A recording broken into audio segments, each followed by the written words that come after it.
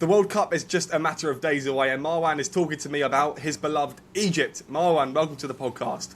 Thank you so much for having me. Absolute pleasure. So look, Egypt are in a very, very difficult group. They've got Belgium, they've got Iran, and they've got New Zealand, who you would expect them to beat. But looking at the group, who do you think that you could beat in this group? On a good day, I think we can beat all three. I know Belgium. They're our toughest opponents. We probably need to get a bit lucky with an injury or two on their side, but not serious. But to be honest, if we're looking at this Egyptian team, it's solid. We've seen how solid they are against Spain in a 0-0 draw. We've seen how solid they were against Brazil. We had more of the ball even, made more passes. So we just need a little bit of luck, especially against Belgium. We are pitted in a group where we have competition. For example, from New Zealand, they're not a very good side. At the same time, Iran, we never faced them before. Never. Not even in a friendly. We have not faced this nation before. But they've got some problems. It's looking like they will not have any fans in the stadium too. The Egyptian diaspora in North America is really, really big. So if we manage to fill the stadium, which we probably will, and if people have doubts about that, you can go back to the Club World Cup last year where Al Ahly of Egypt were playing. We had more fans than Inter Miami in America. So I know the fan support has always been crucial for the national team. I know this team, they can go on and beat New Zealand, they can go on and beat Iran, and they can even get a positive result against Belgium, whether a draw or whether a win. But on the biggest scale, which is the World Cup, we've never won a match. We barely ever qualified to the tournament. We have a lot of difficulties playing in this competition and qualifying for this competition. So I understand that some people or majority will have an issue of, okay, maybe you're a good side, but on continental level, on international level, yes, there was the 2009 Confederation Cup where you did great. We lost to Brazil 4-3, and it was one of the best matches, if not the best I ever saw in my life. And we beat Italy, who were the world champions, by the way. We beat them 1-0. So with Egypt, there's no guarantees. You can either go on and do something like beating the world champions, or you can finish bottom of the group like in 2018 with 0 wins. I feel that this tournament specifically is different because even the third place team can qualify to the next round. In my opinion, it would be a disaster if we didn't qualify to the next round. And it would be, it's not far-fetched, but it's a dream to qualify top of the group. It would be an amazing achievement. But right now, the Egyptians, they're looking, okay, let's get our first World Cup wins. They're looking at it this way. Let's get our first World Cup win. Let's then think of how we're going to perform after. Luckily, we have the toughest match in the beginning. If we manage to get a result, then it will ease off some pressure going into the final 2 group stage games. But who knows? The Egyptian national team on an international level has always been it's mixed results with us. So, but we're confident. I feel that it's different than 2018. 2018 we had this fear because Hector Cooper, who was our manager, who was a very defensive manager. We did not play good football at all, and we went in with Salah injured after the Champions League final when he had the situation with Sergio Ramos and his shoulder. He got the shoulder injury, so he was only available for the final game against Saudi Arabia, which he lost, but he scored it.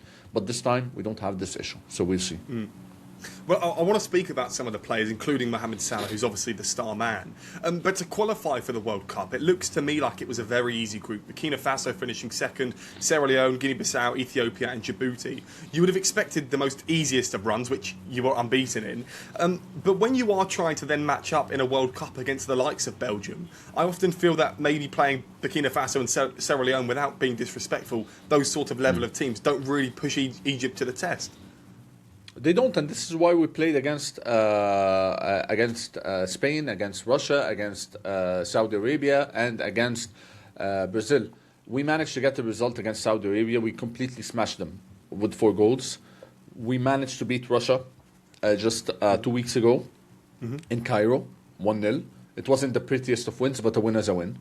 We managed to hold Spain to a draw a few weeks ago, a 0-0 draw. Yes, they were without Lamine Yamal, okay, but we still managed to get a. We can consider this a positive result. After all, Spain are a very, very good team. We played some good football as well. We could have scored against them. They could have scored against us as well, and we played a pretty fair. It was a pretty fair competition against Brazil. People will look at it as, okay, Brazil were not firing on all cylinders and all that, but they were playing us for a reason. They also want to prepare for this for the World Cup. So at the end of the day, we lost 2-1. We had more of the ball. We've seen that at times we can play very good football, but I feel that judging on African competition, it's not. Yeah, it's like you said. It's not. It's not something that we're taking with us to the World Cup. Luckily enough, our run was good. We had weaker teams on our side in the group, but you know what? When I look at it, the past World Cups when we haven't qualified, and this can be a major issue. In my opinion, it's not just because of the team; it's because of the format as well. For the last 2 times where we qualified for the World Cup, it was a group. It was a group, and you qualified top of the group and all that. It seems to me that whenever we're playing a one-off match where the winner qualifies, we fail to qualify. If I don't know if you know this, but we lost to Ghana a few years ago, 6-1 in a World Cup qualifier. Okay. With Bob Bradley, who the American coach, he was with us in 2014. We lost against Ghana. During this run, we went to win 7 games out of 8 to qualify to the World Cup, but we lost 6-1 in one of the legs in the deciders to qualify against Ghana, and Ghana went on to go to the World Cup, even though we won 7 games out of 8. So I understand that obviously we're not going to take Burkina Faso and all these teams as competition, but we've shown in some friendlies the past while that we can get a good result if we want to.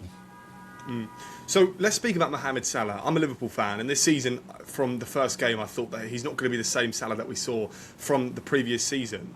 But obviously for Egyptians, you love him, and of course loads of fans from around the world love him. But watching Salah this season, he's definitely not been firing on all cylinders. So what can you expect in an Egyptian side where he will be the standout man? Do you think he will perform to the same Salah that we saw when we won the Premier League a couple seasons back?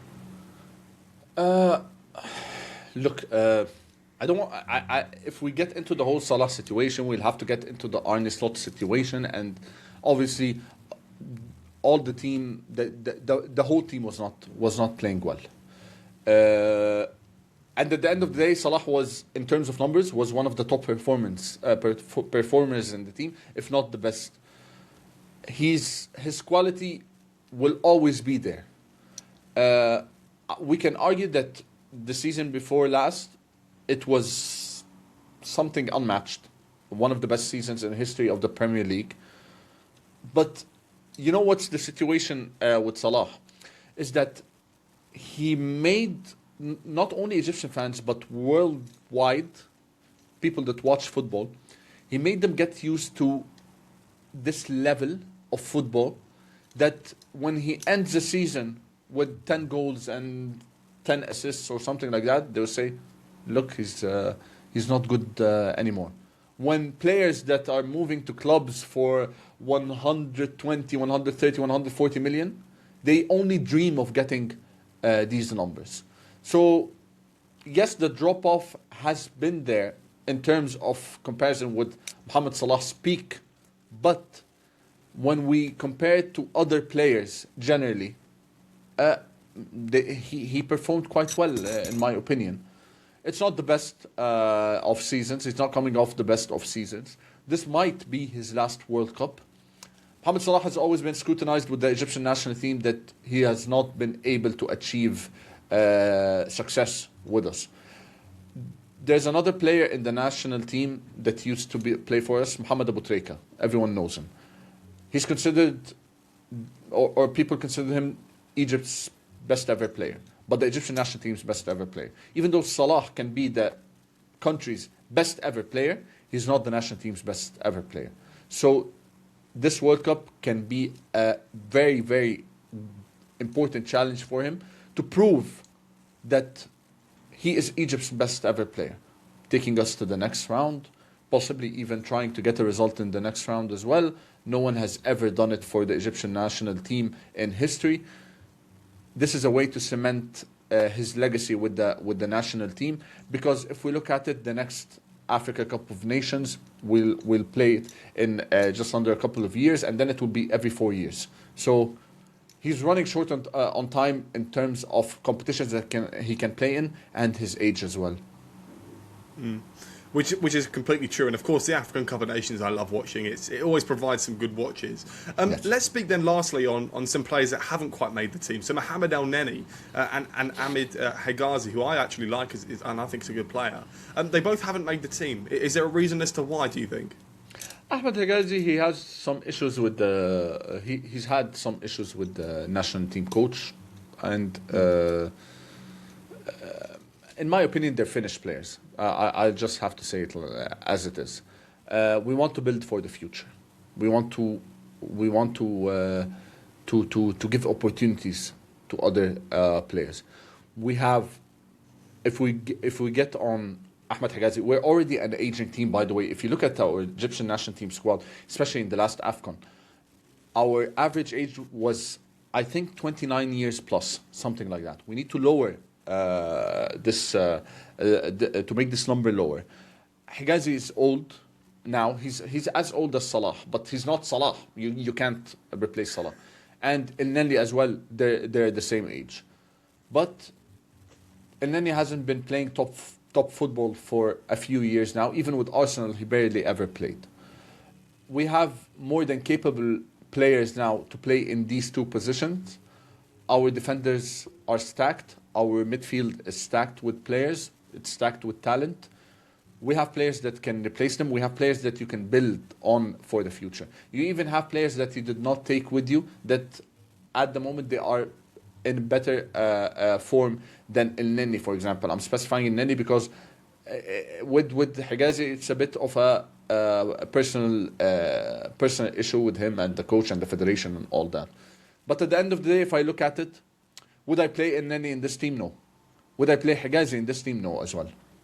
That's the situation. So going on and building on for the future, it makes sense to let go a bit of the old guard, because if we look at it from the old guard with the national team, El Shenawi, the goalkeeper, is available with them. Rami Rabia is available with them, who are all of the same age, and Rami is now on the bench for the Egyptian national team. And we have Mohamed Salah. These players are the three players available that played with each other, and the Neni and Hegazi and the players that retired and all that since 2014 or something like that. So progress needs to be made, and sometimes you have to make those kinds of sacrifices. Although I don't see that sacrificing in Neni and Hegazi, even though yes, at top level they played some good football, but it's 2026 now. It's not 2018 or 2016. So lastly then, where do you think Egypt will finish in the World Cup? In all honesty, it depends on... I feel that there's a 95% chance that we qualify to the next round. I want to leave a 5% margin of error, because anything can happen with this national team. It all depends on who we face in the next round. We can beat anyone, but qualifying to the next round will be considered an achievement It will be considered can be considered an achievement in itself. So it will depend on the mentality of these players. Do you want to take it a step further? And it will depend on the competition as well. If I've seen a lot of predictions on who will Egypt play in the next round, and depending on the positions and all that, and most of the time, if not all of the time, it's always pointing out to Turkey. I feel that our best chance to qualify to the next round, if we manage to play a team like Turkey, yes, we can get a result. We can. There's also the possibility that we don't. But the only way I see us getting a result against a team, for example, like Turkey, is if these players and us as people watching and people in studios just commentating on the performances and all that, do not make it seem like, okay, we've achieved what we wanted to achieve. We can take it one step further. So if we manage to qualify from the group stages and win our qualifying game, I can proudly say that we've done a lot. We've done a lot. Anything extra will be it will be a bonus. This is my. But obviously, if we play a heavyweight in the next round, it doesn't make sense to think that we should have a 50-50 chance to qualify. Well, Marwan, thank you very much for joining me, and all the best for the World Cup. Thank you so much for having me on. Pleasure. Pleasure's mine. Thank you so much.